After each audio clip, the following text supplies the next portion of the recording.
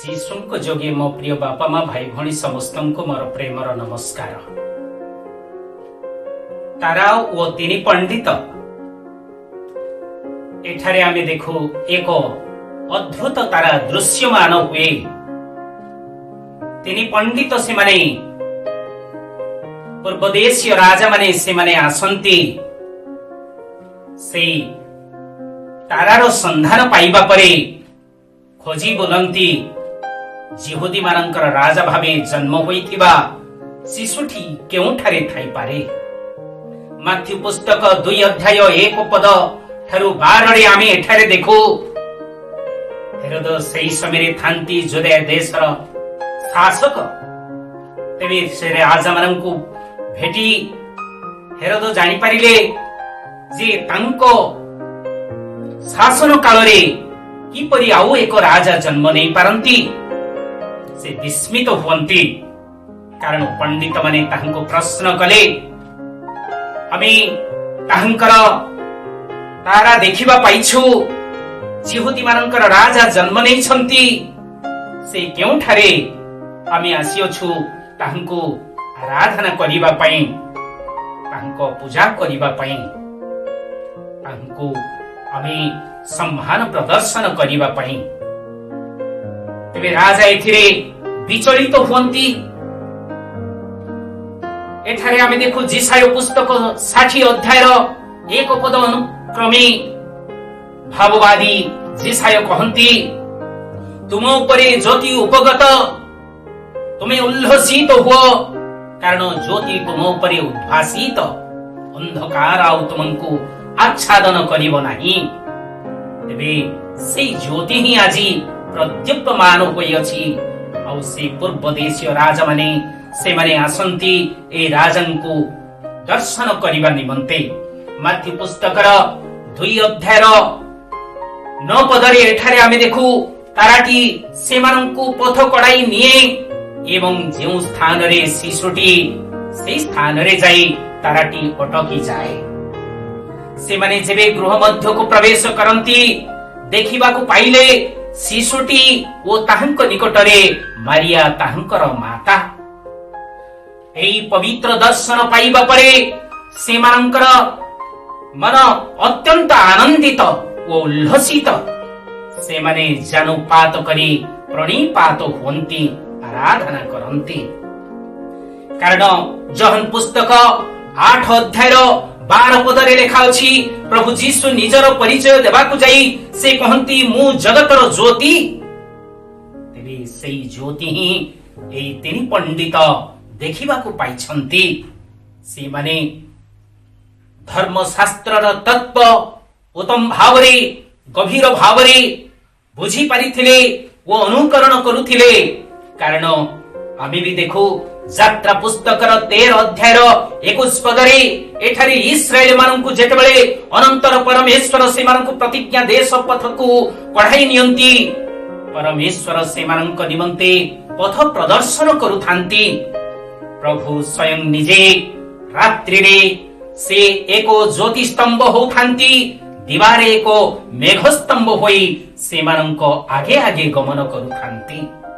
ତଦ୍ରୂପ ଏହି ତିନି ପଣ୍ଡିତ ଯେତେବେଳେ ସୁଦୂର ଦେଶରୁ ସେମାନେ ଅନ୍ୱେଷଣରେ ଆସନ୍ତି ତାରା ସେମାନଙ୍କୁ ଆକାଶରେ ପଥ ପ୍ରଦର୍ଶନ କରାଇ ନେଉଥାଏ।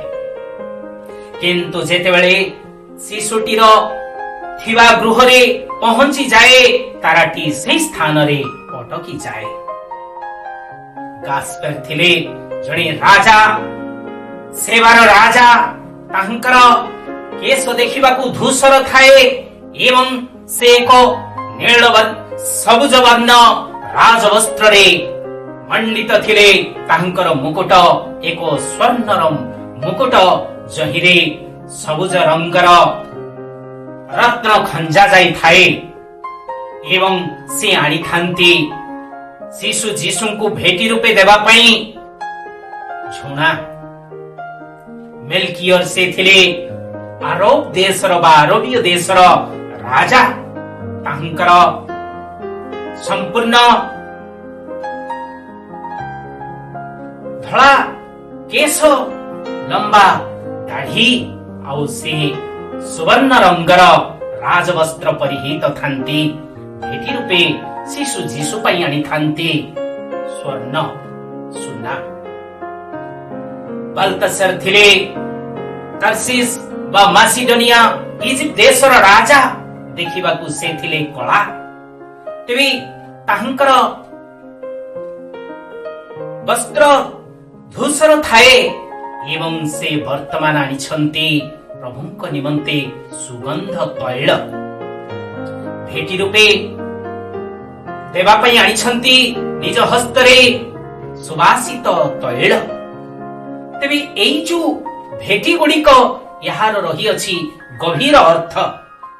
झुणा साधारणतः पवित्र देवालय वा गिर्जारे प्रभुଙ୍କୁ गौरव देवा निमन्ते यहा धूपार्चना करा जाए।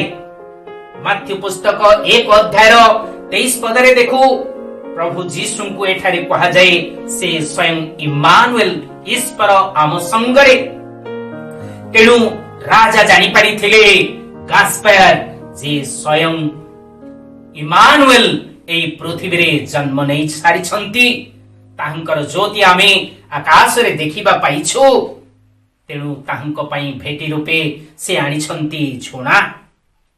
औ से झुणा केवल ईश्वरଙ୍କ उद्देश्य रे प्रभुଙ୍କୁ गौरव देवा पई धूपार्चना करा जाई थाए। सुवर्ण नै आसीछन्ति मेल्कियर राजा मानंकु जेबे भेटी दिया जाए से मानंकु सुना ही मूल्यवान धातु वस्तु ही उपहार स्वरूप दिया जाई थाए।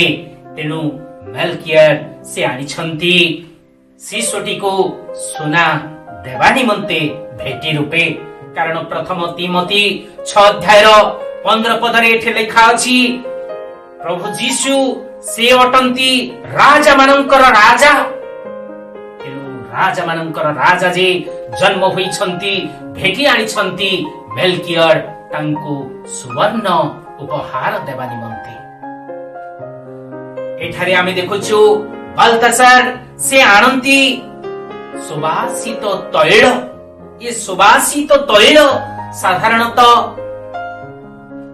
मोर शरीर मानंकरे लेपन करा जाए जद्वारा ताहा सुवासित हब दुर्गंध औ आसीब नाही। तेबे प्रथम पीतर 2 अध्यायर 24 पदरे राजा जानी पारिथिले बाल्तसार जे त्राणकर्ता जे जन्म नेइछन्ति सकल मानव जाति निमन्ते से जंत्रणा भोग करिवे मृत्यु वरण करिवे ओ ए सुवासित तैल तांक निमन्ते हमर एक कृतज्ञतार उपहार तांक मोर शरीर रे यहा प्रलेप करिवा निमन्ते। तेणु आज आम्माने एई तिनी पंडित से माने अन्य केही नहंती अति विज्ञ व्यक्ति माने एवं राष्ट्र नायक माने आसंती हेरोदଙ୍କ निकटरे प्रश्न करन्ति काई जिहुदी मानंकर राजा रूपे जन्म होइथिबा शिशु आमे ताहंकु आराधना करिबा निमन्ते आसीअछु। एते बड़ प्रश्न से माने कौनसी एक साधारण व्यक्ति को करन्ति नाही प्रश्न करा जाए जणे राजांकु। तेणु आजी एई जो तारार संदेश सारा जगत पई एई पर्वटी जनवरी 6 रे पालित हुए पृथ्वीर विभिन्न प्रांतरे। यहा ईश्वरंकर एक दैवी कृपा करुणा सकल मानव जाति निमन्ते ए संदेश अटे।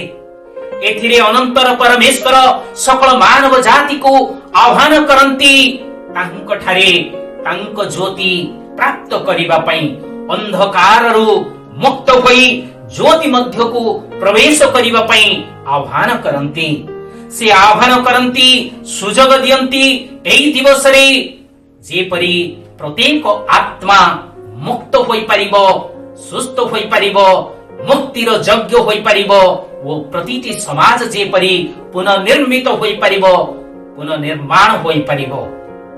तेणु एई तिनी पंडित सेमानंकर यात्रा शेष रे सेमाने आजि परितृप्ति औ महानंद पांति कारण सेमाने देखिबा को पाइले शिशुटी को आउ शिशु निकटरे ମାରିଆ ଅଛନ୍ତି ଯୀଶୁଙ୍କ ଜନନୀ। ତେଣୁ ଆମେ ତିନି ପଣ୍ଡିତ ଯେପରି ବେଥଲେହେମ୍ ଅଭିମୁଖେ ଯାତ୍ରା କରିଥିଲେ, ଏ ପୃଥିବୀରେ ଜନ୍ମ ନେଇଥିବା ସକଳ ମାନବ ଜାତି ଏହି ଜଗତରୁ ଦିନେ ସେ ସ୍ୱର୍ଗ ଧାମରେ ପହଞ୍ଚିବା ପାଇଁ ଯାତ୍ରା କରୁଛି। ତେବେ ସେ ତିନି ପଣ୍ଡିତଙ୍କର ଯାତ୍ରା ଯେପରି ସେ ବେଥଲେହେମ୍ର ଗୁହାଳରେ ସମାପ୍ତ ହୋଇଥିଲା ଓ ସେ ବେଥଲେହେମ୍ ଗୁହାଳରେ ଯୀଶୁଙ୍କୁ ଓ ମାରିଆଙ୍କୁ ସେମାନେ ସାକ୍ଷାତ କରିପାରିଥିଲେ। ଏ ଜଗତର ଜୀବନର ଅନ୍ତିମ ଦିବସରେ ପ୍ରତ୍ୟେକ ବ୍ୟକ୍ତିକୁ ସେଦିନ ସ୍ୱର୍ଗ ଧାମରେ ଉପନୀତ ହେବାକୁ ପଡିବ, ଯେପରି ତିନି ପଣ୍ଡିତ ପହଞ୍ଚି ପାରିଥିଲେ ବେଥଲେହେମ୍ରେ। ତେଣୁ ଆମ ନିମନ୍ତେ ଏ ଯାତ୍ରା ସ୍ୱର୍ଗ ଅଭିମୁଖେ। ତେବେ ଆମର ଯାତ୍ରାର ଅନ୍ତିମ ମୁହୂର୍ତ୍ତରେ ଆମେ ସେଠାରେ ଭେଟିବାକୁ ପଡିବ ପଣ୍ଡିତ ମାନେ ଯେପରି ଯୀଶୁଙ୍କୁ ଓ ମାରିଆଙ୍କୁ ଭେଟିଥିଲେ। ଯୀଶୁଙ୍କୁ ଓ କୁମାରୀ ମାରିଆଙ୍କୁ ଆମେ ସାକ୍ଷାତ ପାଇଲେ ଆମ ଜୀବନ ହେବ ଧନ୍ୟ। ଆମେ ପାଇବା ମହା ଆନନ୍ଦ, ପ୍ରେମ, ଶାନ୍ତି ଓ ପରିତୃପ୍ତି। ତେଣୁ ଆଜି ଆମମାନଙ୍କର ଏଇ ପବିତ୍ର ପର୍ବ ଆମମାନଙ୍କୁ ଆହ୍ୱାନ କରେ ନିଜକୁ ପ୍ରସ୍ତୁତ କରିବା ପାଇଁ। କାରଣ ଅନେକ ଏଇ ତାରାର ସନ୍ଧାନ ପାଇଲେ, କିନ୍ତୁ ସାକ୍ଷାତର ସୁଯୋଗ ତିନି ପଣ୍ଡିତ ପାଇଲେ। ବର୍ଣ୍ଣିତ ଅଛି ଏଇ ଗାସ୍ପେର, ମେଲକିୟର, ବାଲତାସାର ପରି ପଣ୍ଡିତ ମାନଙ୍କର ବିଷୟ ଆଜି। ତେଣୁ ସେଇ ପଣ୍ଡିତ ମାନଙ୍କ ପରି ବି ଆମେ ବି ଦିନେ ସେଇ ଜୀବନଦାତା ଜଗତର ଜ୍ୟୋତି ଯେ ଆକାଶରେ ନିଜର ତାରା ଦର୍ଶନ ଦେଇ ଆହ୍ୱାନ କଲେ ଆମକୁ ସେ ଦିନରେ ତାଙ୍କ ଜ୍ୟୋତିର ରାଜ୍ୟରେ ସ୍ଥାନ ଦିଅନ୍ତୁ। ଆମର ନିବେଦନ ଏହା ହେଉ, ଆମେ ସେ ପଣ୍ଡିତ ମାନଙ୍କ ପାଇଁ ଉପହାର ପାଇନାହୁଁ, ଭେଟି ରୂପେ ଦେବା ପାଇଁ ଅଛି ଆମର ଏଇ ଅଶୁଦ୍ଧ, ଅପବିତ୍ର, ଭଗ୍ନ ହୃଦୟ ଓ ମନନ୍ତକରଣ। ତେଣୁ ଆସନ୍ତୁ ତାଙ୍କଠାରେ ଏଇ ଦିବସରେ, ଏଇ ପର୍ବରେ ଜୀବନକୁ, ଆତ୍ମାକୁ, ଶରୀରକୁ, ଜଗତବାସୀକୁ ସମର୍ପଣ କରିବା। ଯେହେତୁ ସେ ଏକ ଦିବ୍ୟ ପ୍ରେମର ଆହ୍ୱାନ ଦେଇ ଆମ ଆତ୍ମାକୁ ଉଦ୍ଧାର କରିବା ପାଇଁ, ସମାଜକୁ ରକ୍ଷା କରିବା ପାଇଁ ଏହି ପର୍ବରେ ଆହ୍ୱାନ ଦିଅନ୍ତି। ଏହି ଆହ୍ୱାନର ପୁଣ୍ୟ ଫଳ ଆମକୁ ପ୍ରାପ୍ତ ହଉ। ସମସ୍ତଙ୍କୁ ଧନ୍ୟବାଦ।